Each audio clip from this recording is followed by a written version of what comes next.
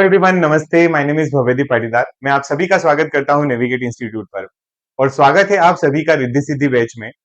Madhya Pradesh general knowledge की हमारी series का ये नेक्स्ट लेक्चर है जिसमें हम मध्य प्रदेश की ज्योग्राफी यानी कि भूगोल पढ़ रहे हैं। और मध्य प्रदेश के भूगोल में हम आज पढ़ने वाले हैं हमारा एक टॉपिक जिसका नाम है सॉइल्स ऑफ मध्य प्रदेश।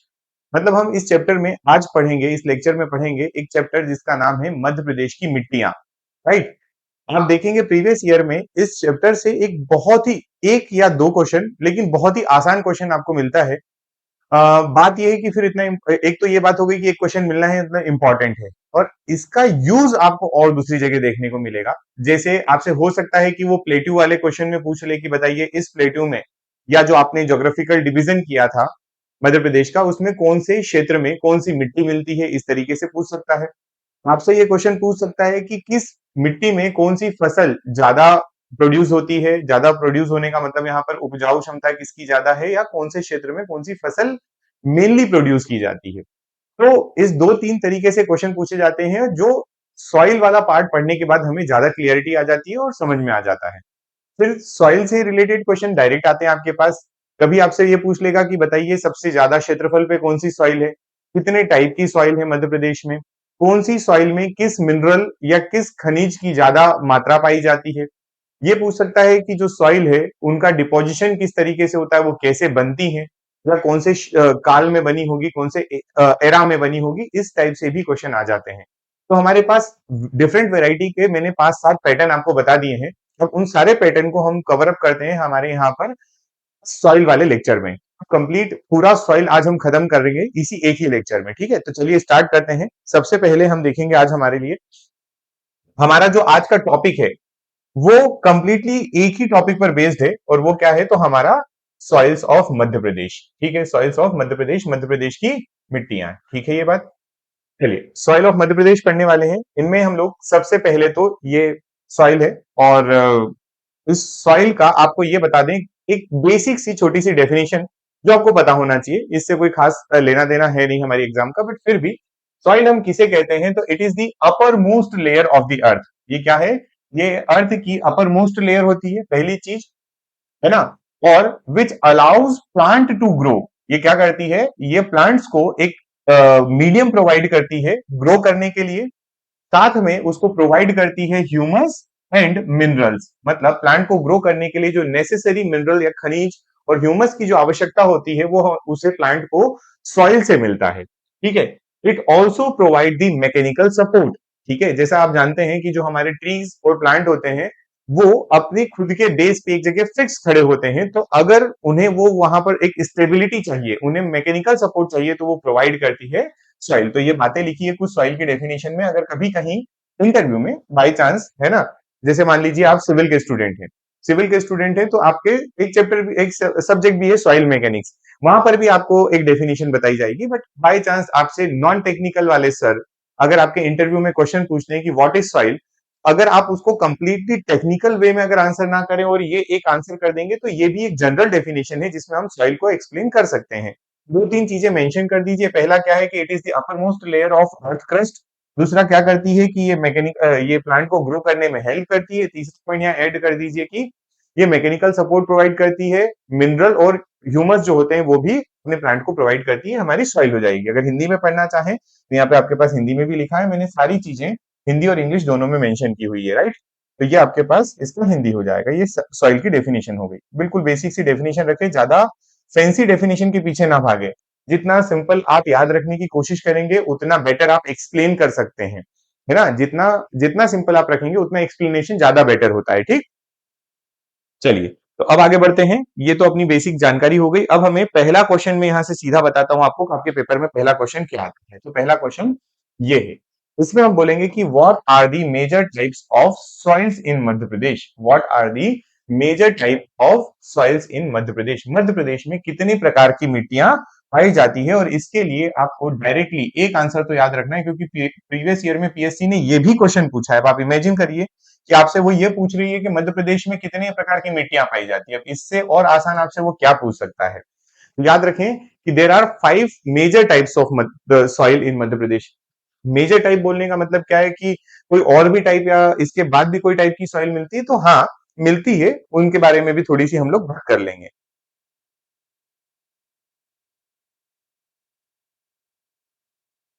ठीक है, चलिए।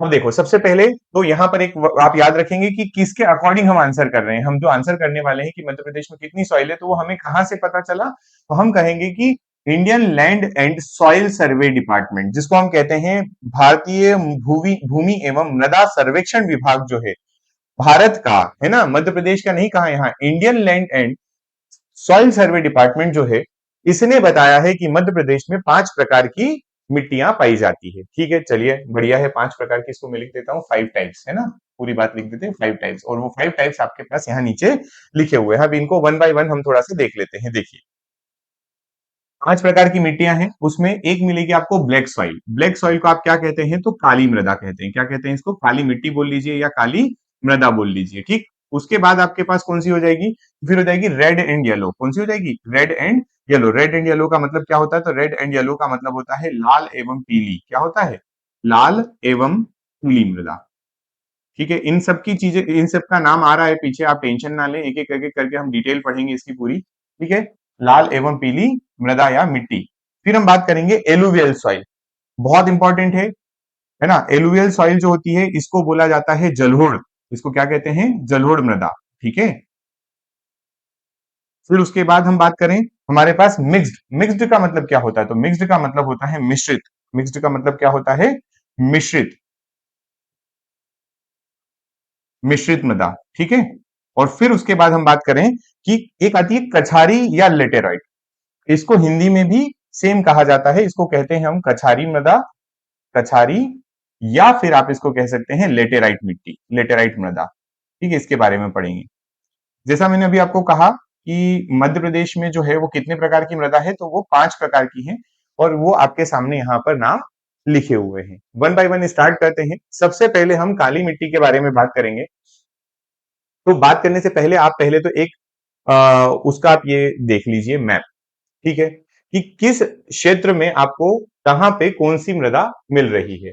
अगर हम सबसे बड़े रीजन की बात करें, तो आप देखोगे यहाँ पर आपको ये जो मैं सेक्शन बना रहा हूं, ये क्षेत्र आपको काली मृदा वाला क्षेत्र दिखाई दे रहा है। ये कौन सा है, ये काली मृदा वाला क्षेत्र है। इस काली मृदा के भी आगे चल के हम पार्ट करेंगे, पर अभी फिलहाल में तो आप इतना याद रखें कि ये जो सेक्शन है, ये एक तो आपको मध्य प्रदेश का बहुत बड़ा क्षेत्र या भूखंड इसी पार्ट के अंदर दिखाई दे रहा है ना। तो क्या यहां से हम डायरेक्टली ऐसा बोल सकते हैं कि मध्य प्रदेश में सभी मिट्टियों में सबसे ज्यादा मिट्टी जो है वो किस प्रकार की मिट्टी पाई जाती है, तो आप आंसर कर सकते हैं डायरेक्टली यहां से देख के कि काली मृदा जो है वो मध्य प्रदेश में सबसे ज्यादा क्षेत्रफल पर विस्तृत है, फैली हुई है। ठीक है, फिर इसके बाद अगर हम बात करें इसके आगे, तो हमारे पास यहाँ पर ध्यान दीजिएगा, हमारे पास यहाँ पर जलोढ़ मृदा दिखाई दे रही है। ये दिख रही है, ये क्या है, तो ये जलोढ़ मृदा है। जलोढ़ मृदा का क्षेत्र बहुत कम है, हम पढ़ेंगे तब आपको बताएंगे कि इसमें जलोढ़ मृदा में बहुत कम क्षेत्र शामिल है। फिर उसके बाद आप यहाँ देखेंगे, एक आपको मिश्रित मृदा यानी मिक्स्ड सॉइल दिखाई दे रही है। ठीक है, ये कौन सी सॉइल होगी आपकी, यूपी से जो टच वाला एरिया है। ये जो मैं बना रहा हूं बाउंड्री, इसको इसलिए भी ध्यान रखें क्योंकि आपसे इनको उस तरीके से भी पूछा जाता है कि बताइए मिश्रित मृदा का क्षेत्र कौन सा होगा, तो आप बोलेंगे सर वो जो बुंदेलखंड वाला क्षेत्र है, बुंदेलखंड वाले क्षेत्र में मिश्रित मृदा मिलती है। फिर अगर आपसे ऐसा पूछ लिया जाए कि बताइए मध्य प्रदेश के पूर्वोत्तर हिस्से में, किसमें, पूर्वी हिस्से में, या ईस्टर्न एरिया जो है, पूर्वोत्तर नहीं, ईस्ट जो क्षेत्र है, ईस्ट में कौन सी मिट्टी की अधिकता या बहुलता या ज्यादा मिलती है, तो आप बता सकते हैं कि वहां sir red and yellow soil जो है वो ज्यादा मिलेगी। अब बात आती है थोड़ी सी लेटेराइट सॉइल की, किसकी, लेटेराइट की। तो लेटेराइट को भी देख लेते हैं, आप जरा यहाँ ध्यान से गौर करिएगा, ये जो छोटा सा सेक्शन आपको यहाँ दिख रहा है, ये लेटेराइट मिट्टी का है। किसका है, लेटेराइट मिट्टी। क्लियर। तो हमारे लिए हम जो बात कर रहे थे, हमारी सारी मृदा यहाँ हो चुकी है। एक हमने बोला यहाँ पर ब्लैक सॉइल, क्या कहा हमने, ब्लैक सॉइल होगी, तो ठीक है, ये कह दिया अपन ने ब्लैक सॉइल, है ना। इसके क्लासिफिकेशन में आगे चल के और बता दूंगा। फिर आती है हमारे पास एक जलोढ़। चलिए, पहले उसके पहले ये मिक्स्ड लिख लीजिए यहाँ, कौन सी हो जाएगी, तो एक हो जाएगी मिक्स्ड सॉइल। ठीक है, और कौन सी हो जाएगी, तो हमने कहा कि इसी को जलोढ़ या कछारी कह रहे हैं, तो एलुवियल, एलुवियल सॉइल हो जाएगी आपके पास। फिर कौन सी हो जाएगी, तो ये हो जाएगी आपके पास red and yellow, red and yellow soil. पूर्वी क्षेत्र में कौन सी मिट्टी मिलती है, तो हम कहेंगे कि वहां पर रेड एंड येलो मिलती है। फिर हम बात करें कि दक्षिण पूर्वी दक्षिण पूर्वी क्षेत्र में कौन सी मृदा मिलती है, तो लेटेराइट सॉइल मिलती है। क्या मिलती है? Laterite soil. तो ये ब्लैक हो गई, एक अच्छारी हो गई, सारी बातें बता दी। अब ये जो छिछली काली, साधारण काली, गहरी काली, इनकी बात आगे चल के करेंगे। चलिए, सबसे पहले हम लोग करते हैं आज का हमारा स्टार्ट टॉपिक, जिसमें हम सबसे पहले यहाँ पर पढ़ने वाले हैं ब्लैक सॉइल के बारे में। किसके बारे में? Black soil. अब यहां पर आप नाम देखो, ब्लैक सॉइल भी लिखा है, कॉटन सॉइल भी लिखा है, रेगुर सॉइल भी लिखा है, ब्लैक कॉटन सॉइल भी लिखा है और चर्नोजम भी लिखा है। आप जितने नाम यहां लिखे हैं सबको याद रखें। पेपर में कई बार ऐसा क्वेश्चन आ जाता है कि काली मृदा को किस नाम से या किस अन्य नाम से भी जाना जाता है, तो आप कहेंगे ब्लैक कॉटन सॉइल हो गया, कॉटन सॉइल हो गया, रेगुर सॉइल हो गया, ब्लैक सॉइल ऑलरेडी था, और ये चर्नोजम। तो इसमें सबसे इंपॉर्टेंट अगर आप मुझसे पूछे तो चर्नोजम है। सबसे इंपॉर्टेंट कौन है? चर्नोजम। चर्नोजम में सबसे ज्यादा पूछने की प्रोबेबिलिटी है, ठीक, चर्नोजम। अब इसके कुछ कुछ पॉइंट्स हम देखते हैं। अगर आप हिंदी में देखना चाहें तो नीचे लिखें, अदरवाइज ये इंग्लिश में आपके सामने पॉइंट क्लियर है यहाँ पर सभी। सबसे पहला पॉइंट देखो कि इससे जो एरिया कवर है वो 47% है। कितना? 47%। अब आपको यहाँ पे आपको ये ध्यान देना है कि मध्य प्रदेश में काली मिट्टी के अंतर्गत, इसके अंतर्गत काली मृदा के अंतर्गत कितना क्षेत्रफल आता है।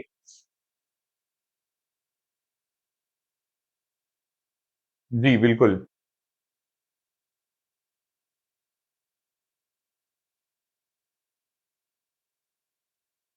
हाँ, उसमें ऐसा है कि जो प्रीवियस ईयर में जो एग्जाम हुए हैं, उसी से रिलेटेड जो है आपको सिलेबस दिया गया है, और उसमें बहुत सारी चीजें पूछी जाएगी। इवन आपने एक चीज मेंशन नहीं की, उसमें शायद जीके 10 नंबर का है, और वो जीके में भी उन्होंने पावर सेक्टर से रिलेटेड 5 नंबर का जीके भी बोला है ना, ऐसा कुछ उसमें है मेंशन। तो ठीक है, बट के लिए अगर लेंदी है या किसी और के लिए लेंदी, तो सबके लिए लेंदी होगा, इसमें कोई दो राय नहीं। आप तो एक बात पे स्टिक रहें, बिल्कुल पढ़ें उसको बस। ठीक, चलिए। एक पहला पॉइंट ब्लैक सॉइल में याद रखेंगे कि 47% एरिया पर मिलती है। दूसरा हम यहाँ पर देख रहे हैं कि ये जो मिट्टी है, इंपॉर्टेंट इंपॉर्टेंट क्वेश्चन जो है, ये मिट्टी बनी कैसे? तो हमने कहा this soil is made by the erosion of basalt rocks. Erosion of basalt rocks, basalt चट्टानों के अपर्दन से। किससे? बेसाल्ट चट्टानों के अपर्दन से जो मिट्टी बनी होती है उसको हम कहते हैं काली मृदा। इसी का नाम इग्नियस रॉक्स भी है। ठीक है, कौन सी? बेसाल्ट चट्टाने जो होती है वो कौन से प्रकार की होती है? इग्नियस प्रकार की होती है। ये पूरा पॉइंट आप याद रखें ना, यहाँ लिखा भी कि बेसाल्ट चट्टाने या आग्नेय चट्टानों के कटाव से ये बनती है। फिर हम बात करें कि ये जो है, अब ये बेसाल्ट चट्टाने या इग्नियस रॉक्स जो है, ये कैसे बनी? बेसाल्ट चट्टाने या इग्नियस रॉक्स की हम बात करें तो ये कैसे बना?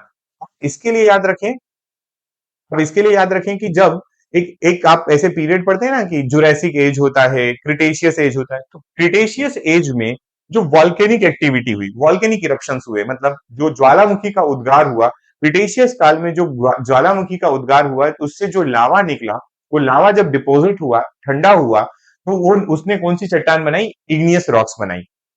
इग्नियस रॉक्स का अलग अलग फैक्टर्स, जैसे मान लीजिए, अब मैं आपको इसका एक्सप्लेनेशन दे देता हूं। जैसे मान लीजिए कि कहीं पर क्या हुआ है, कहीं पर क्या हुआ है हमारे पास, वॉल्केनिक इरप्शन हुआ है। क्या हुआ? Volcanic eruption. और वॉल्केनिक इरप्शन जब हुआ तो इससे क्या हुआ, यहाँ इससे इसका लावा डिपॉजिट हो गया। तो आपको यहाँ पर क्या दिखाई दिया? यहाँ पर आपको इसके लावा का डिपोजिशन मिला, मतलब यहाँ पर आपको रॉक्स दिखाई दे रही है। क्या दिखाई दे रही? रॉक्स। और ये कौन सी हो जाएगी? इग्नियस रॉक्स हो जाएंगे। ठीक है, इग्नियस रॉक्स हो गई।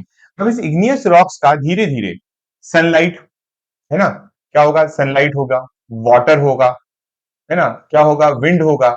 इन सब का जो ये फैक्टर्स हैं, इन फैक्टर, ये जो आपके नॉन अबायोटिक फैक्टर होते हैं, उनका इफेक्ट हुआ। लगातार सनलाइट चेंज होती रही, वाटर का सर्कुलेशन चलता रहा, साइकिल चलता रहा विंड के साथ में, तो ये छोटे छोटे पार्ट में डिवाइड होती है, टूटती है, और कहीं जाकर ये डिपॉजिट हो जाती है। क्या हो जाती है? डिपॉजिट हो जाती है। और जो इनके डिपोजिशन से जो आपको सॉइल दिखाई देती है, वो सॉइल दिखाई देती है ब्लैक सॉइल। कौन सी मिलती है? Black soil. क्लियर है ये बात? तो हमने दो तीन बातें पढ़ी। एक तो ये पढ़ा कि एक ब्लैक सॉइल का निर्माण, ब्लैक सॉइल जो है, काली मृदा जो है, उसका निर्माण कैसे हुआ। तो आप एक आंसर कर सकते हैं कि वॉल्केनिक इरप्शन से। किससे?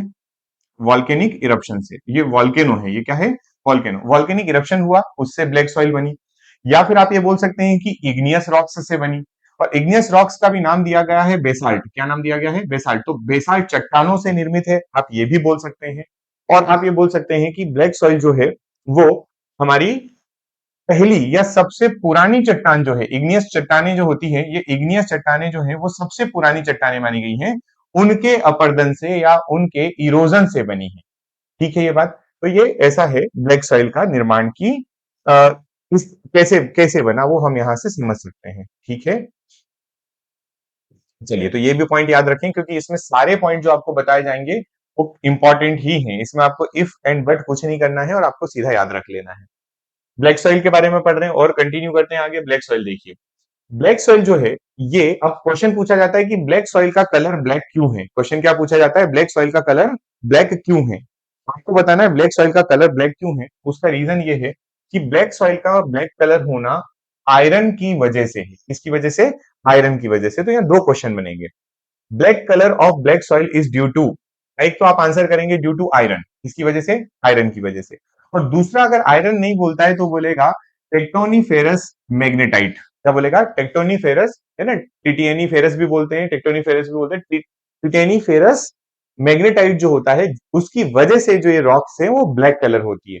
दूसरी बात कि अगर अब इससे ये पता चला कि ये तो आयरन है, तो ब्लैक सॉइल के लिए सिंपल सी बात आप याद रखें, it is rich in iron. It is rich in iron. इसका मतलब मैं बोल सकता हूं कि लौह तत्व की अधिकता होती है। क्या होती है, लौह तत्व जो होता है, लौह तत्व की अधिकता,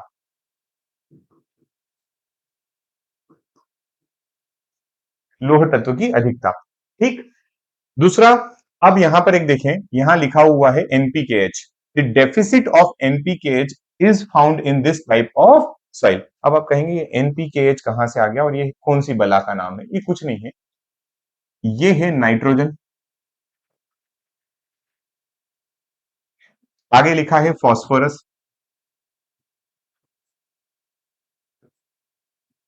के का मतलब है यहां पर पोटाश। और जो एच लिखा है उसका मतलब है ह्यूमस। ठीक। एनपीकेएच का मतलब ये चीज है कि इस ब्लैक कलर की सॉइल में एनपीकेएच की कमी पाई जाती है। किसकी कमी पाई जाती है, एनपीकेएच। ठीक है ये बात। अच्छा, आगे और बढ़ते हैं। अब बहुत इंपॉर्टेंट पॉइंट आ रहा है कि ब्लैक सॉइल जो होती है इसकी पीएच वैल्यू कितनी होती है। ब्लैक सॉइल की पीएच वैल्यू कितनी होती है।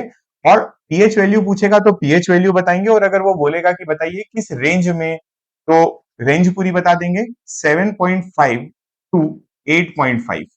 इसकी पीएच वैल्यू जो है ये कितनी होती है, 7.5 से 8.5। ये क्या चीज है, तो ये पीएच वैल्यू है। 7.5 से 8.5 जो पीएच वैल्यू है, इसकी वजह से इस सॉइल का नेचर पता चलता है हमें कि ये कैसी नेचर की है। मतलब मैंने यहां कहा कि ये जो सॉइल है आपकी, ये सॉइल का पीएच वैल्यू कितना है, ब्लैक सॉइल का, स्पेशली किसका याद रखें, ब्लैक सॉइल और एलयूएल का याद रखेंगे अपन, दो का। ब्लैक सॉइल जो है वो 7.5 से 8.5 पीएच के बीच की है। इसके पीएच वैल्यू की बात चल रही है। ठीक। जब कभी आप टेबल देखते हैं तो जो आपकी पीएच वैल्यू, पीएच टेबल जो होती है उसमें आप बोलेंगे कि जब पीएच वैल्यू 7 तक होती है, कहां से लगा के 0 से 7 होता है, तो ये एसिडिक नेचर होता है, ये एसिड बनता है। क्या बनता है, एसिड। ठीक है। और जब आप 7 से 14 की तरफ जाते हैं तो आपको यहां पर बेसिक मिलता है, आपको यहां पर बेस मिलता है। ठीक है। बेस मतलब क्षार, एसिड मतलब अम्ल। तो क्या यहां से मैं बोल सकता हूं ये 7.5 देखकर कि जो ब्लैक सॉइल होती है उस ब्लैक सॉइल का नेचर जो है वो कैसा होगा, तो वो हल्का सा स्लाइटली बेसिक होगा। कैसा होगा, स्लाइटली बेसिक, क्योंकि ये सबसे ऊपर चलेगा। क्लियर है ये बात, है ना। आगे मैं ये भी बताऊंगा कि ये ओवरकम कैसे करते हैं। अगर कोई सॉइल बेसिक नेचर की हो गई है, कोई सॉइल एसिडिक नेचर की हो गई, तो वो कम फर्टाइल हो जाती है, उसमें फर्टिलिटी जो है वो कम हो जाती है। तो उस फर्टिलिटी को बढ़ाने के लिए क्या करते हैं वो भी मैं आपको आगे समझा दूंगा। ठीक है, चलिए इतनी बातें हो गई। अब और आगे बढ़ते हैं ब्लैक सॉइल के पॉइंट में। तो देखो ब्लैक सॉइल में लिखा हुआ है, नेक्स्ट पॉइंट देखें कि the main crops produced in the soil are wheat, cotton, soybean and groundnut. है ना, ये पॉइंट याद रखें, wheat, cotton, soybean and groundnut जो है ये इस मृदा में ज्यादा प्रोड्यूस किए जाते हैं, ये इस मृदा में ज्यादा बोए जाते हैं, जिससे इनका प्रोडक्शन भी ज्यादा होता है। ठीक है। तो जिस क्षेत्र में काली मिट्टी पाई जाएगी, अब देखो यहां से हम लोग एग्रीकल्चर पे भी चले जाएंगे, यहां से हम क्रॉप पे भी चले जाएंगे, यहीं से हम एग्रीकल्चर और क्रॉप भी पढ़ेंगे। तो मुझे बताइए कि जहां पर काली मिट्टी होगी वहां पर हम क्या मेनली प्रोड्यूस करेंगे, तो हम बोलेंगे व्हीट, कॉटन। व्हीट, कॉटन हमारा ये ग्राउंड नट। ठीक है। और आप दाल भी बो देते हैं यहाँ पर, ठीक है। में सोयाबीन स्पेशली जो ऑयली है वो याद रखें, जिससे ऑयल एक्सट्रैक्शन होता है। तो भाई साहब, क्या मैं ये कह सकता हूँ कि जिस एरिया में काली मिट्टी होगी वहां पर कॉटन का प्रोडक्शन भी ज्यादा हो, या कॉटन जो है वो मेनली अगर ब्लैक सॉइल में होता है, क्योंकि आपने इसका नाम भी देखा है, इसको बोलते हैं कॉटन सॉइल। इसको क्या बोलते हैं? Cotton soil, black cotton soil. तो कॉटन सॉइल बोलने के पीछे रीजन क्या है कि कॉटन जो होता है वो इसी मिट्टी में अच्छा होता है। कॉटन जो होता है वो इसी मिट्टी में अच्छा होता है, तो बस उसको याद रख लो आप, है ना, कि कॉटन सॉइल जो है वो कौन सी है, तो वो ब्लैक सॉइल है। मामला खत्म, क्लियर। आगे बढ़े। This soil is also known as self ploughing soil. Self ploughing soil का मतलब क्या होता है कि जो खुद को ही प्लव कर ले। प्लव करने का मतलब आप समझते हैं, जब अपन खेती करते हैं तो वहां पर मिट्टी को जो है, मिट्टी का लेयर को ऊपर नीचे करना पड़ती है। मिट्टी की लेयर को क्या करना पड़ती है? ऊपर नीचे करना पड़ती है। ऐसा क्यों करना पड़ता है? ऐसा क्यों करना पड़ता है? वो इसलिए करना पड़ता है, वो इसलिए करना पड़ता है हमें, 1 सेकेंड, है ना, वो हमें इसलिए करना पड़ता है कि जो सबसे ऊपर वाली लेयर है, उस लेयर में क्या होगा हमारे पास? उस लेयर में हमारे पास उसके मिनरल्स होंगे, उस लेयर में हमारे पास ह्यूमस होगा, एनपीके की प्रचुरता होगी थोड़ी, उस लेयर में ऑक्सीजन होगी क्योंकि वो एटमॉस्फेयर के साथ इंटरेक्शन में है। क्या होगा 2 फीट नीचे या 1 फीट नीचे? मान लीजिए 1 फीट नीचे मृदा को अगर अपन बात करें, मिट्टी की बात करें, तो वो तो सनलाइट नहीं मिल रही है उसको, है ना, वो एटमॉस्फेयर के सीधे कांटेक्ट में नहीं है, तो वो मिट्टी जो है उसकी उपजाऊ क्षमता को बनाए रखने के लिए, प्लस जो आपने ऊपर वाली लेयर से आपने जो एक्सट्रैक्ट कर लिए मिनरल, उनको वापस रिकवर करने के लिए आप ऊपर वाली लेयर को नीचे और नीचे वाली लेयर को ऊपर करने के लिए प्लव चलाते हैं, जिसको आप खेती की जुताई करना कहते हैं, जिसको आप कहते हैं खेती में हल चलाना। तो कॉटन सॉइल या ब्लैक सॉइल के साथ क्या होता है कि जब आप पानी पिलाते हैं तब ये काफी चिकनी मिट्टी बन जाती है। जब आप इसको पानी पिलाते हैं, मतलब सिंचाई करते हैं, इरिगेट करते हैं, तो चिकनी मिट्टी हो जाती है, और अगर आप इसको पानी कुछ दिन तक नहीं देते हैं तो इसमें काफी बड़ी-बड़ी दरारें पड़ जाती है। और दरार पड़ने से क्या होता है कि उनके बीच में एयर का वेंट बन जाता है, पैसेज बन जाता है, और प्रॉपर वहां पर पूरी ऊपर से नीचे तक की सॉइल को क्या हो जाती है? एयर मिल जाती है, और इसको डायरेक्टली हम दूसरे शब्दों में कह देते हैं, it is self ploughing soil, मतलब जिससे प्लव कर सकते हैं, खुद ही प्लव कर लेती है, हमको करने की जरूरत नहीं पड़ती। ऐसा पर करते हैं, वो तो बोलने की बातें हैं। चलिए उसके बाद बात करें इसके रीजन या इसके क्षेत्र की, तो ये कहाँ मिलेगी? तो मेनली आपको ये मिलने वाली है मालवा प्लेटू में। किसमें मिलेगी? मालवा प्लेटू। मालवा प्लेटू हर बच्चा जानता है क्योंकि हम लोग पढ़ भी चुके हैं। हर स्टूडेंट को ये बात पता होना चाहिए कि मालवा प्लेटू किसको कह रहे हैं अपन। क्या मालवा में ही मिलती है? नहीं, ये सतपुड़ा और नर्मदा की वैली में भी मिलती है। कैसे पता सर, हम कैसे मान लें? तो जब ये डायग्राम आप देख रहे थे तो आपने यही तो देखा कि देखो, ये आपका जो क्षेत्र है ये मालवा वाला क्षेत्र हो गया पूरा। ये वाला क्षेत्र क्या हो गया? मालवा का क्षेत्र हो गया। यहां पर आपको क्या मिल जाएगी? तो यहाँ पर आपको नर्मदा सोन घाटी मिल रही है, और नीचे आपको कौन मिल रहा है? सतपुड़ा पूरी सीरीज मिल रही है। तो क्या मैं बोल सकता हूँ कि ये जो पॉइंट यहाँ पर मेंशन किया गया है कि ये मिट्टी जो है, ये मिट्टी हमें नर्मदा सोन घाटी, है ना, हम कहेंगे सतपुड़ा, और हम कहेंगे मालवा वाले क्षेत्र पर मिलती है, तो इसमें कोई भी दो राय नहीं है, ये बात बिल्कुल सही है। मालवा प्लेटू पर मिलेगी और हमारे नर्मदा सोन घाटी वाले क्षेत्र में भी मिलेगी। ठीक, यहाँ तक कोई समस्या इतने में? हम ये बात कर रहे हैं कि ब्लैक सॉइल जो है, इतनी बातें क्लियर है ना? अब यहाँ पे देखो, ब्लैक सॉइल को हम लोग फर्दर 3 कैटेगरी में डिवाइड करते हैं। ब्लैक सॉइल को हम 3 कैटेगरी में डिवाइड करते हैं। उनमें एक आती है गहरी काली मिट्टी, एक आती है साधारण काली मिट्टी, और एक आती है छिछली काली मिट्टी। जिनका अगर हम नाम देखें तो आपके सामने यहाँ पे नाम क्लियर है कि डीप ब्लैक सॉइल कहलाएंगे, है ना? क्या कहलाएगी? डीप ब्लैक सॉइल कहलाएगी वो। और क्या क्या कहलाएंगी? तो दूसरी आपकी हो जाएगी जिसको नॉर्मल ब्लैक सॉइल बोलेंगे। आप क्या कहेंगे? नॉर्मल ब्लैक सॉइल कहेंगे, ठीक है। फिर आप बोलेंगे तीसरे, जो आपको आपकी बिल्कुल सबसे छिछली काली, जिसको आप कहते हैं, क्या कहते हैं? छिछली काली मिट्टी। तो छिछली काली मिट्टी किसको कहेंगे? तो वो भी बता देते हैं, छिछली काली मिट्टी कहला,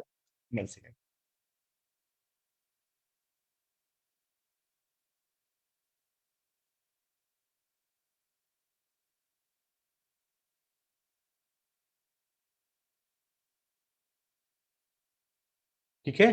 देखो, तीनों चीजें क्लियर है कि आपको डीप ब्लैक सॉइल आपके सामने है, ठीक है, डीप ब्लैक सॉइल आपके सामने है। फिर क्या क्या है आपके पास? एक है आपके पास normal black soil, deep black soil, normal black soil और शेलो ब्लैक सॉइल। डीप को गहरी काली मिट्टी बोल देंगे, नॉर्मल को साधारण काली बोल देंगे, शेलो को छिछली काली मिट्टी बोलेंगे। तीनों का परसेंटेज अगर आप देखें तो गहरी काली मिट्टी जो है वो 3.5% पे है, नॉर्मल ब्लैक सॉइल 37% पे है, और शेलो ब्लैक सॉइल जो है वो 7% एरिया पे। बात ये है कि ये जो की सॉइल है, इस सॉइल का आपसे क्वेश्चन जो पूछा जाएगा उसमें ये पूछा जाता है कि सबसे ज्यादा क्षेत्रफल पर कौन विस्तृत है। तो आप आंसर क्या करते हैं, सबसे ज्यादा क्षेत्रफल पर कौन विस्तृत है, तो आप बोल देंगे कि सबसे ज्यादा क्षेत्रफल पर जो है वो काली मिट्टी है, सभी मिट्टियों में काली मिट्टी सबसे ज्यादा क्षेत्रफल। और अगर क्वेश्चन ये आया कि काली मिट्टी में इन तीनों में से कौन, तो आप आंसर बताएंगे कि नॉर्मल ब्लैक सॉइल जो होती है, नॉर्मल ब्लैक सॉइल जो है वो इन काली मिट्टी के जो पार्टीशन किए तीन जो डिवाइड किए कैटेगरी में, उनमें सबसे ज्यादा नॉर्मल या साधारण काली मिट्टी 37% एरिया पर मिलती है। ठीक, आगे बढ़ते हैं। अगला हमारे पास आती है, देखिएगा ध्यान से, अगला हमारे पास है अगली मिट्टी रेड एंड ओ सॉरी, ठीक है, रेड एंड येलो सॉइल। और जिस तरीके से मैंने आगे आपको बताया कि ये मिट्टियों के जो है ना आपको दो नाम होंगे और दोनों याद रखना पड़ेंगे, तो या तीन नाम होंगे तो तीनों याद रखना पड़ेंगे। तो रेड एंड येलो सॉइल जो है, रेड एंड येलो जिसको आप बोलते हैं लाल एवं पीली मिट्टी, उसका दूसरा नाम चलका या फिर डोरसा सॉइल भी है। ठीक है, तो अब देखो ध्यान से, यहां पर एक पॉइंट आप याद रखेंगे कि ये ग्रेनाइट और नीस चट्टानों से मिलकर बनी है। किससे बनी है ये, ग्रेनाइट और नीस चट्टानों से। ये आपको पॉइंट प्रीवियस ईयर में पूछा हुआ है कि ये किससे मिलकर बनी है, तो आप यहां पर बताएंगे कि ग्रेनाइट एवं नीस। जैसा अभी आपने ब्लैक सॉइल के लिए बताया कि वो आग्नेय चट्टानों से मिलकर बनी है, वैसे ही अगर हम बात करें कि रेड एंड येलो सॉइल किससे मिलकर बनी है, तो हम कहेंगे वो granite red and yellow soil जो है से बनी, मिलकर तो नहीं बोलेंगे, इनसे बनी है। ठीक है, कितने परसेंटेज एरिया पर ये विस्तृत है या इसका क्षेत्रफल कितना है, तो याद रखें काली मिट्टी के बाद मध्य प्रदेश में सबसे ज्यादा क्षेत्रफल पर क्या मिलती है, तो काली मिट्टी के बाद मिलती है हमारी रेड एंड येलो सॉइल। कोई समस्या यहां तक नहीं होना चाहिए। उसके बाद आगे और बढ़े तो हमारे पास है कि ये किस क्षेत्र में पाई जाती है, तो ये पाई जाती है मध्य प्रदेश के पूर्वी क्षेत्र में, जिसको मैं आपको मैप में दिखा दूंगा। देखिए आप यहाँ पर ये मैप, हमने देखा अभी हमारे लाल पीली मिट्टी जिसको हम रेड येलो सॉइल बोल रहे हैं, ये पूर्वी मध्य प्रदेश हुआ ना, पूर्वी मध्य प्रदेश में पाई जाती है। ठीक है, लाल एवं पीली मिट्टी। अब इसके बाद नेक्स्ट हमारे पास पॉइंट आता है कि रेड एंड येलो सॉइल जो है, रेड एंड येलो सॉइल जो है, इसमें आप बहुत सारी चीजें बताएंगे, जैसे हमारा, वन सेकेंड है ना,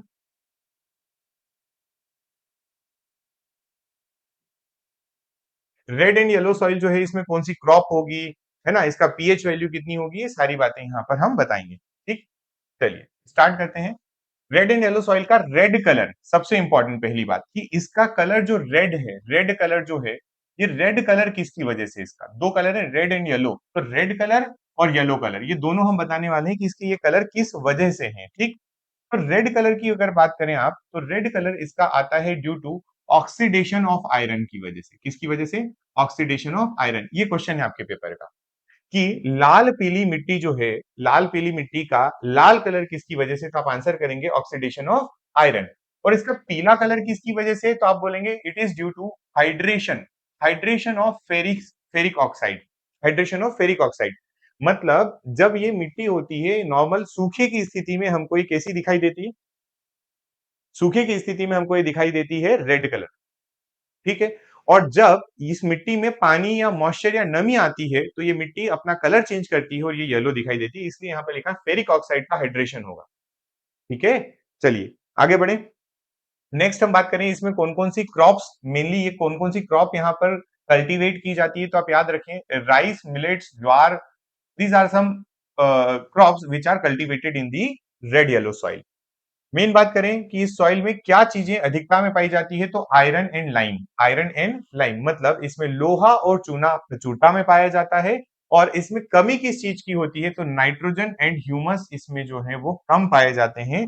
जैसा हम अपने यहाँ की भारत की पूरी मृदा में देखते हैं, हम एनपीके क्यों डालते हैं, हम अपनी मिट्टी में या पूरे भारतवर्ष में, ठीक है, क्यों एनपीके यूज किया जाता है, क्योंकि हमारी मिट्टियों में लगभग सभी जगह, लगभग लगभग है ना, किसी किसी जगह पे आप बोल सकते हैं कि नाइट्रोजन प्रचुरता में या पोटाश मिलता है, लेकिन एनपीके की कमी लगभग दिखाई देती ही है भारत में।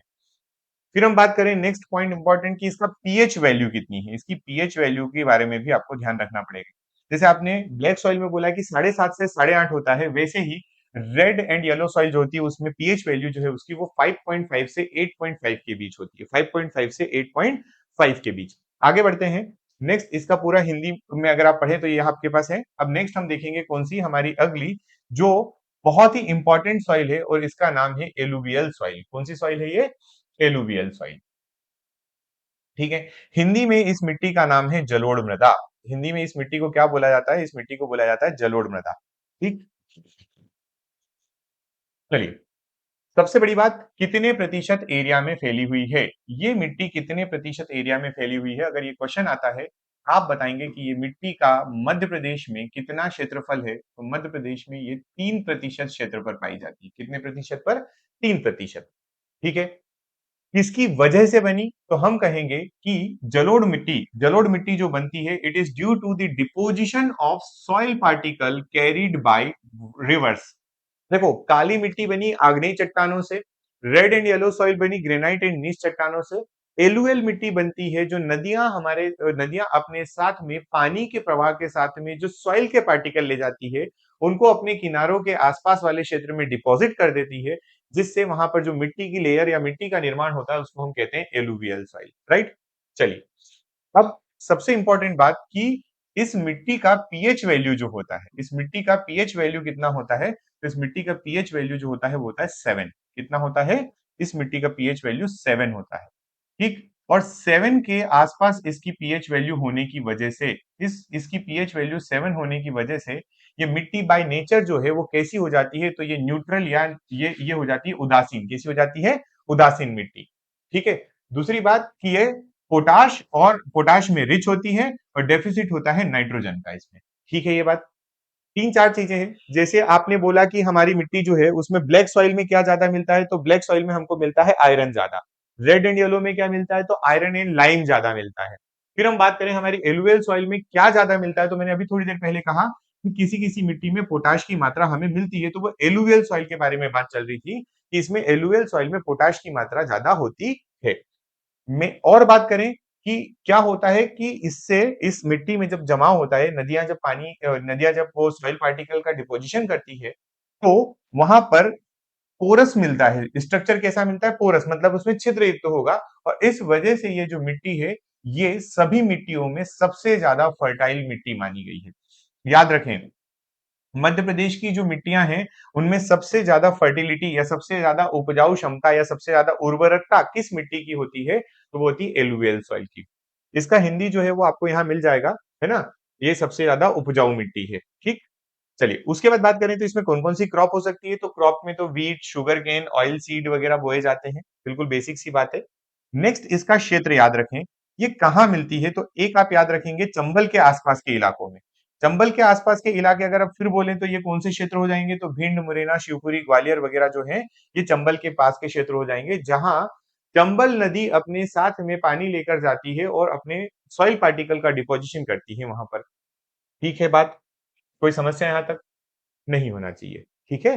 अब हमारे पास एक टॉपिक आता है जहां पर हम देख रहे हैं टाइप्स ऑफ एलुवियल सॉइल। क्या देखेंगे? Types of alluvial soil. कि एलुवियल सॉइल जो है ये कितने प्रकार की होती है। तो वैसे तो देखा जाए तो इंडियन लेवल पर इसको 3 पार्ट में डिवाइड किया है। कितने टाइप्स बताए गए हैं इसके? 3। लेकिन क्योंकि हम लोग अभी मध्य प्रदेश के रिस्पेक्ट में पढ़ रहे हैं, इसलिए केवल इसके मैं 2 ही पार्ट आपको यहाँ बताऊंगा जो मध्य प्रदेश में देखने को मिलेंगे।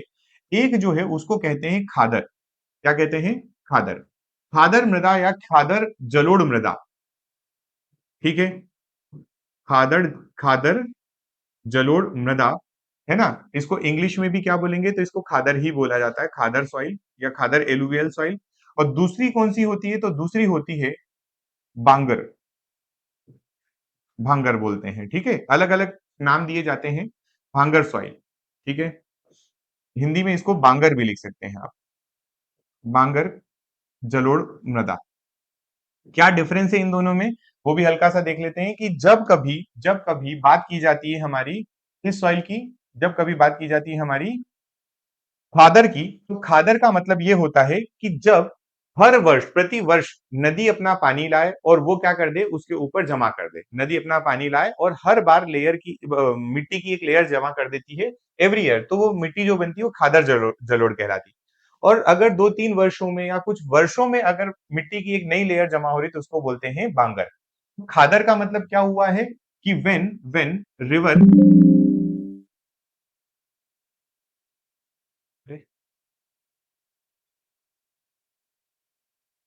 ठीक है, हम क्या कह रहे हैं कि when river deposits a new layer every year. ठीक है, यहां पर हम बात करेंगे, जब हमारा बांगर की बात करें, when the deposition of new layer of, ऐसा बोलते हैं, new layer of soil took place in in a gap of 3-4 years। ठीक है, जब 3-4 साल में कभी डिपोजिशन होता है तो हम उसको बांगर सॉइल बोल देते हैं। क्या बोलते हैं? बांगर। और जब अगर हर साल डिपोजिशन होगा एवरी ईयर, तो उसको अपन बोलते हैं खादर सॉइल। ये एलुवियल सॉइल के टाइप है।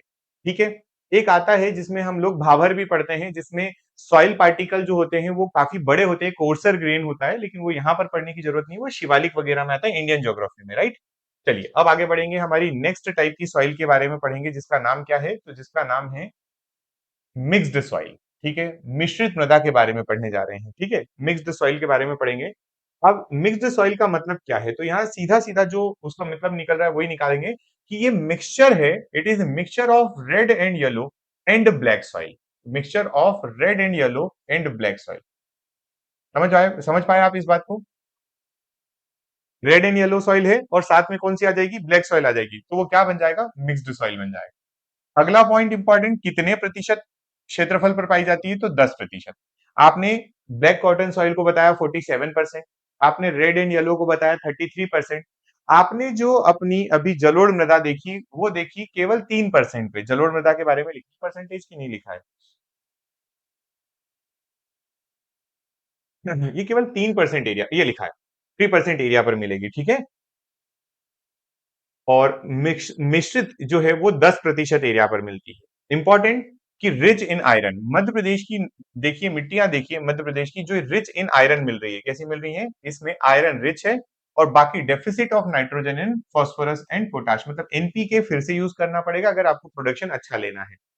बात करें मेन रीजन इसका कौन कौन सा है, तो बुंदेलखंड वाले क्षेत्र में मिलेगी और विंध्यन रीजन में मिलेगी। जो मिश्रित मृदा है, आप मैप में भी देख सकते हैं कि मिश्रित मृदा जो है वो मिश्रित मृदा, ये मिश्रित कहां पर मिल रही है? ये बुंदेलखंड वाले क्षेत्र में मिल रही है। कहां मिल रही है? बुंदेलखंड वाले क्षेत्र में। ठीक है, चलिए आगे बढ़े। नेक्स्ट मिक्स्ड सॉइल होगी, राइट।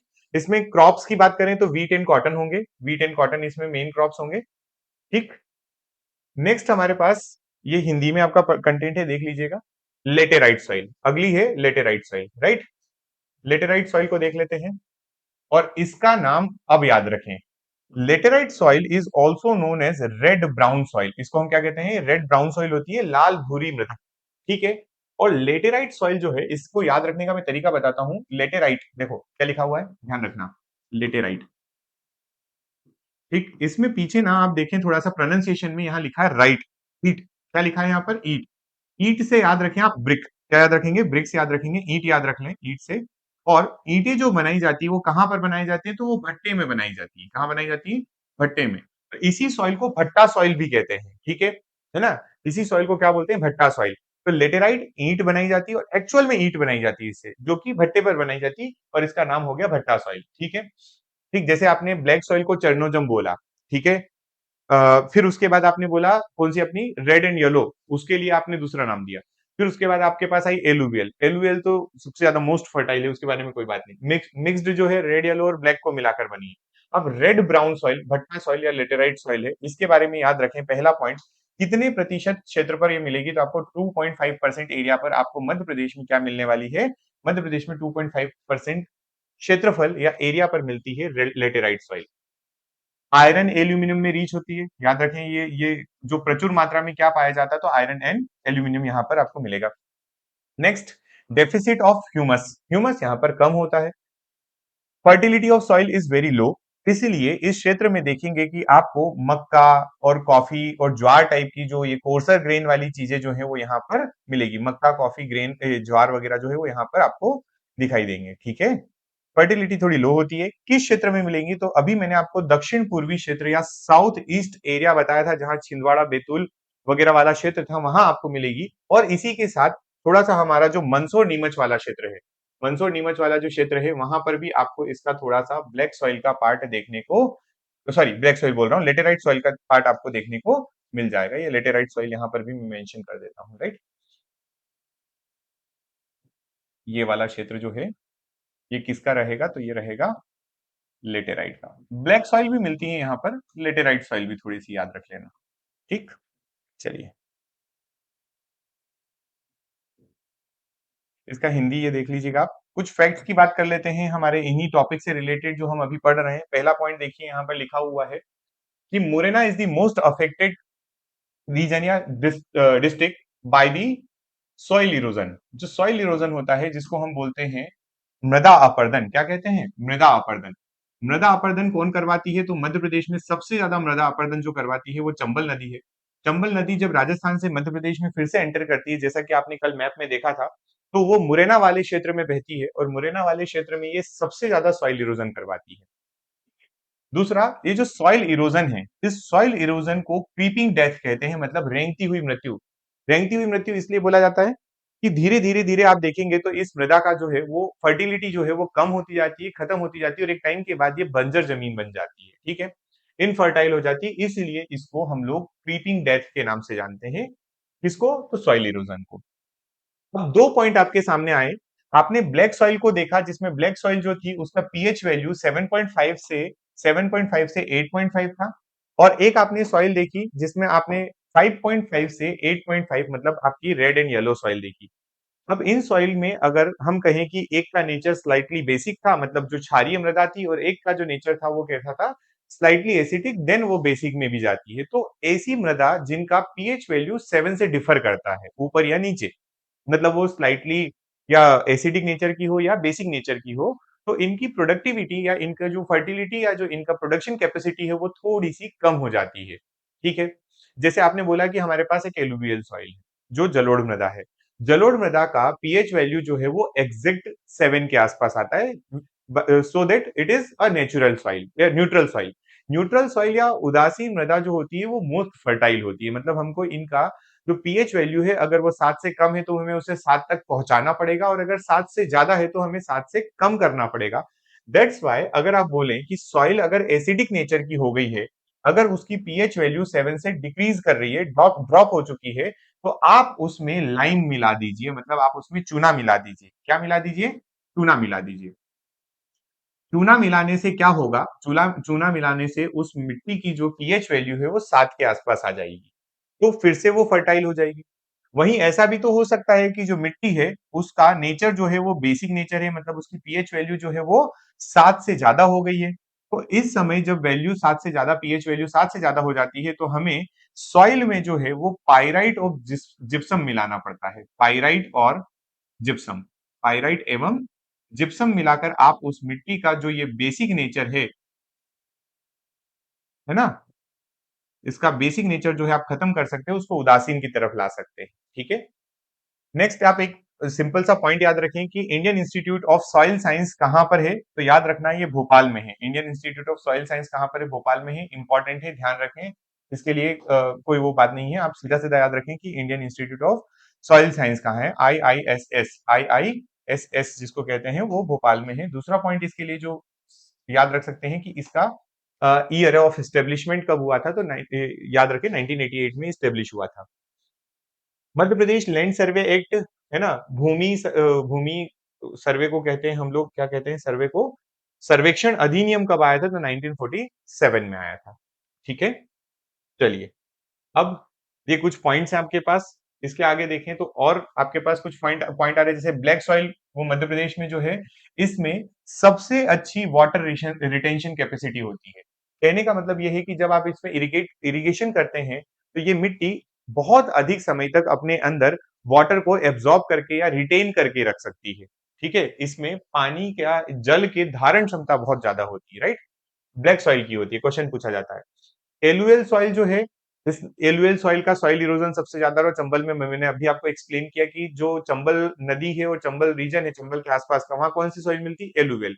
और मुरैना वगैरह वाले क्षेत्र में क्या आ रहा है, सॉइल इरोजन, और वो चंबल रिवर करवा रही, मतलब सबसे ज्यादा सॉइल इरोजन कौन सी मिट्टी का हो रहा होगा, तो वो एलुवियल सॉइल का हो रहा होगा, राइट। ठीक। उसके बाद बात करें, ये अफेक्टेड मैंने बता दिया, गली इरोजन, जिसको हम कहते हैं, गली इरोजन को कहते हैं गली कटाव, है ना, इसको क्या कहते हैं, गली कटाव, या इसी का दूसरा नाम जो है गली इरोजन जो है, ये बहुत डेंजर होता है, ठीक है। ये गली इरोजन जो होता है वो बहुत ज्यादा डेंजर होता है, इसमें खाई टाइप की बन जाती है, और उसी वजह से ये डाकुओं के लिए, है ना, एक टाइम हुआ करता था कि यहाँ पर आपको डाकू दिखाई देते थे, आप बोलते भी थे कि चंबल के डाकू या बीहड़ वाले क्षेत्र के डाकू, ठीक। अब ये चीजें थोड़ी कम हो चुकी है, जैसे जैसे एजुकेशन का लेवल बढ़ता जा रहा है, जैसे जैसे डेवलपमेंट होता जा रहा है, चीजें थोड़ी कम हो चुकी है, ठीक। चलिए, नेक्स्ट हमारा एक सेशन है आज का छोटा सा, इसी जो प्रीवियस ईयर में अभी तक जो क्वेश्चन आए हुए हैं उनकी बात कर लेते हैं हम लोग, किस पर, जो अभी हमने पढ़ा है उनमें। चलिए फटाफट फटाफट कवर अप करते हैं। सबसे पहले हम देखेंगे कि which region of Madhya Pradesh is black, in which region of Madhya Pradesh black soil is not found. ठीक है, कौन से क्षेत्र में, मालवा के क्षेत्र में अगर अपन बात करें तो मिलती है ना, सतपुड़ा के क्षेत्र में मिलती है, नर्मदा वैली में मिलती है। तो इस क्वेश्चन का आंसर अगर हम बोले कि यहाँ पर हमें नॉट फाउंड बोला गया था, इसलिए इस क्वेश्चन का जो करेक्ट आंसर हो जाएगा वो क्या हो जाएगा, इस क्वेश्चन का करेक्ट आंसर हो जाएगा बघेलखंड वाले क्षेत्र में। ठीक, नेक्स्ट क्वेश्चन पे आते हैं, which soil is known as regur. Regur जो हमने आगे मेंशन नहीं किया, वो जानबूझ के नहीं किया, क्योंकि काली मिट्टी जो होती है उसको रेगुर मृदा भी कहा जाता है। काली मिट्टी को क्या बोला जाता है, कपासी मृदा भी कहते हैं, है ना, कपासी मृदा भी कहते हैं, और काली मिट्टी भी कहते हैं, और रेगुर मृदा भी कहते हैं। तो रेगुर मिट्टी किसका नाम है, रेगुर मिट्टी ब्लैक सॉइल का नाम है, ठीक है। चलिए नेक्स्ट क्वेश्चन पे मूव करते हैं। लिखा है दी बेडलैंड्स ऑफ, इसको बोलते हैं उत्खाद भूमि, इसको क्या कहते हैं, उत्खाद भूमि। मैंने आपको कल परसों से ये क्वेश्चन बताना शुरू कर दिया था, ये उत्खाद भूमि वाला जो क्वेश्चन है, ये मैंने कल से बताया था आपको। उत्खाद भूमि जो है मध्य प्रदेश में, वो किसका रिजल्ट है, तो याद रखें, क्या वो गली इरोजन का है, क्या वो शीट इरोजन है, क्या वो ओवर ग्रेजिंग है, क्या वो विंड इरोजन है। तो मध्य प्रदेश में अगर गली इरोजन हो रहा होगा तो उसी से रिलेटेड क्वेश्चन पूछा है। तो बेडलैंड्स जो अगर आपको याद रखना हो डायरेक्टली, तो आप याद रखें ये किसका रिजल्ट है, तो ये गली इरोजन का, गली कटाव का, राइट। उसके बाद नेक्स्ट बात करें कि कौन सी मिट्टी को काली मिट्टी, सॉरी, कॉटन सॉइल या कपासी मृदा, जैसे अभी हमने कहा, तो इसका आंसर ज्यादा टाइम वेस्ट करने की जरूरत नहीं, ब्लैक सॉइल को बोला जाता है। नेक्स्ट बात करिए कि which type of soil covers the maximum area in Madhya Pradesh. Maximum area Madhya Pradesh में कौन सी सॉइल का है, तो ब्लैक सॉइल का है, राइट। ब्लैक सॉइल के इसमें आप ये याद रख लें कि ब्लैक सॉइल का टोटल एरिया कितना है, तो 47% एरिया पर ब्लैक सॉइल मिलती है। एलुवियल सॉइल की बात करें तो it is only on 3% of area. Red and yellow soil जो है अगेन 33 डायरेक्ट बोल सकते हैं 33% पे, और लेटेराइट सॉइल जो है ये 2.5% एरिया पर है। एक सॉइल जो यहाँ ऑप्शन में नहीं थी, मैं अगर उसको भी बना देता हूँ, अगर मान लीजिए यहाँ एक सॉइल और होती है ऑप्शन में, मिक्स्ड सॉइल जो है ना, मिश्रित मृदा जो है, वो उसका कितना एरिया है, तो आप उसके लिए भी याद रखें कि वो 10% एरिया पर है। ठीक है, तो सबसे ज्यादा कौन हो गई, ब्लैक सॉइल। ब्लैक सॉइल के अंदर भी अगर इसमें भी पूछें कि इसमें भी मैक्सिमम कौन है, तो याद रखना मैक्सिमम जो है वो 37% एरिया पर है, और वो है नॉर्मल ब्लैक सॉइल। कौन सी, साधारण काली मिट्टी, नॉर्मल ब्लैक सॉइल। ठीक है, इसके अंदर जाकर अगर क्वेश्चन पूछेगा तो यही पूछेगा, ठीक है। चलिए नेक्स्ट क्वेश्चन पर आइए। Which soil is predominantly found in the north western district of Madhya Pradesh such as Morena and Bhind. Morena और भिंड, उसने बोला नॉर्थ वेस्ट में कौन सबसे ज्यादा है, अरे भाई साहब बिना सोचे समझे एलुवियल बता सकते हैं आप यहाँ से, ठीक है। चलिए, which soil type in Madhya Pradesh is rich in iron and aluminum but lack nitrogen and phosphorus। अब बताइए इसमें सबसे ज्यादा आप, आयरन और एल्यूमिनियम ज्यादा मिलता है, क्या मिलता है, आयरन और एल्यूमिनियम ज्यादा मिलता है, और नाइट्रोजन और फास्फोरस में लेक करती है। ठीक, आंसर बताइए कमेंट में। चलिए इसका आंसर बताइए, क्योंकि ये पॉइंट ऐसा है कि ये पॉइंट बहुत रेयर है, पर डिफिकल्ट क्वेश्चन जब बनेगा तो ये बनेगा, डिफिकल्ट क्वेश्चन बनेगा तो यही बनेगा। मैं चाहता हूं कि आप पीछे स्लाइड पलटाइए, या आप ध्यान रखें इतना कि इस क्वेश्चन का आंसर क्या है, ठीक है, और आप मुझे कमेंट बॉक्स में इसका आंसर करें। अभी जो लाइव है वो भी आंसर करिए। चलिए, भाटा सॉइल या भट्टा सॉइल किसको कहते हैं, भट्टा सॉइल भी बोल सकते हैं। भाटा सॉइल जो लिखा है इसी का नाम दूसरा क्या है, तो भट्टा सॉइल भी है ना, भाटा या भट्टा बोल दें, भट्टा सॉइल।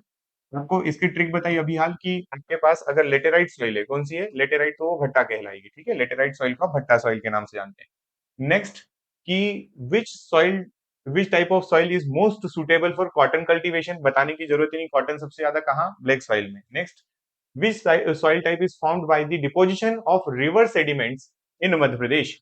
रिवर सेडिमेंट से कौन सी बनती है, तो वो एलुवियल सॉइल बनती है। खत्म मामला। चलिए कमेंट बॉक्स में आंसर बताइएगा, मैंने जो क्वेश्चन आपको दिया हुआ है आप इसका आंसर मुझे कमेंट बॉक्स में करके बताएं। It is your homework. Answer in comment box.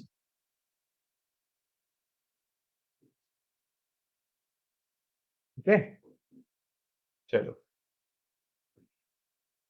आज का सेशन हम यहीं रखते हैं, है ना। नेक्स्ट लेक्चर में मिलते हैं अगले टॉपिक के साथ। Thank you so much.